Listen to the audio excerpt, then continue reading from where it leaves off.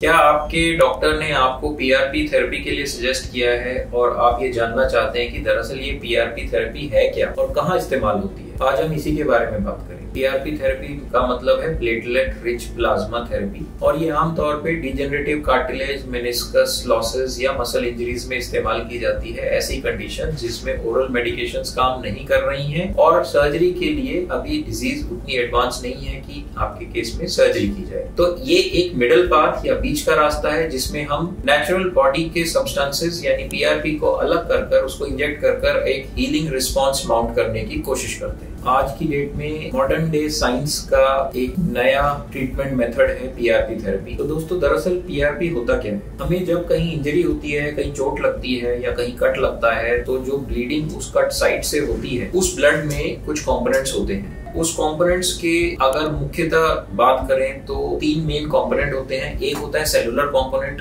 यानी कि जो कोशिकाएं हैं या जो सेल्स हैं ब्लड में। एक होता है प्रोटीनिशियस कंपोनेंट यानी कि वो मैट्रिक्स जो लिक्विड फॉर्म में है और तीसरा होता है पानी। सो इन तीनों कंपोनेंट्स में जो हीलिंग का काम करता है वो मेनली प्रोटीनिशियस कंपोनेंट और सेलुलर कंपोनेंट का एक सब पार्ट होता है जिसको हम बोलते हैं प्लेटलेट्स।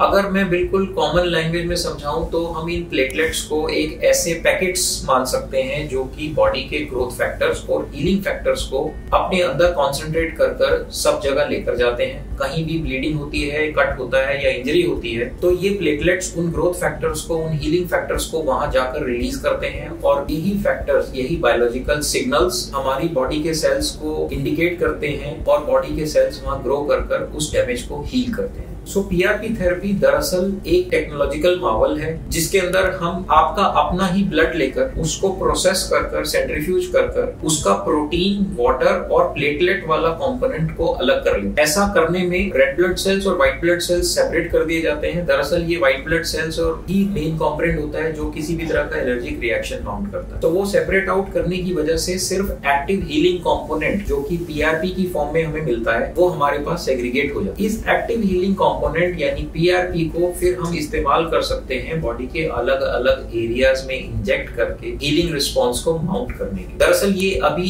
एक्टिवली रिसर्च का टॉपिक है। हालांकि इसमें कोई डाउट नहीं है कि पीआरपी का बहुत सिग्निफिकेंट हीलिंग पोटेंशियल है। इस चीज में मल्टीपल रिसर्चेस हो चुकी हैं और मल्टीपल स्टडीज आ चुकी हैं जो ये क्लियरली बताती है पीआरपी का बहुत सिग्निफिकेंट हीलिंग पोटेंशियल होता है। क्या किसी एक गिवन कंडीशन जैसे hair loss, cartilage loss, meniscal degenerations या और किसी डिजेनरेटिव कंडीशन में पीआरपी कितना काम करेगा ये अंडर रिसर्च है। लेकिन ज्यादातर क्लिनिकल डेटा और एक्सपीरियंसेस ये बताते हैं कि PRP is an extremely safe and effective method of treatment specially in early stages of disease. दोस्तों आपका अपने ही ब्लड कंपोनेंट होने की वजह से पीआरपी एक्सट्रीमली सेफ है। कोई डिजीज ट्रांसमिशन पोटेंशियल नहीं है और आमतौर पे किसी भी तरह का नेगेटिव इफेक्ट पीआरपी से रिपोर्टेड नहीं है। सो अगर कोई इंसान अर्ली स्टेज ऑफ आर्थराइटिस में है, early stage of cartilage degeneration या मेनिस्कस टीयर जिसके अंदर ऑपरेटिव इंटरवेंशन पॉसिबल नहीं है या इंडिकेटेड नहीं है तो उसमें पीआरपी थेरेपी दरअसल काफी अच्छा रोल प्ले करती है। सिंगल इंजेक्शंस, 2 इंजेक्शन, 3 इंजेक्शन या एक कोई और रेजिम ये individually person to person, condition to condition and the stage of condition vary कर सकता है। तो अगर आप या आपका कोई जानने वाला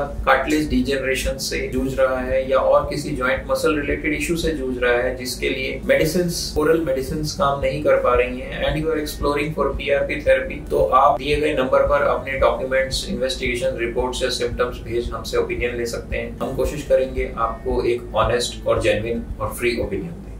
Bonoscare. Let's move.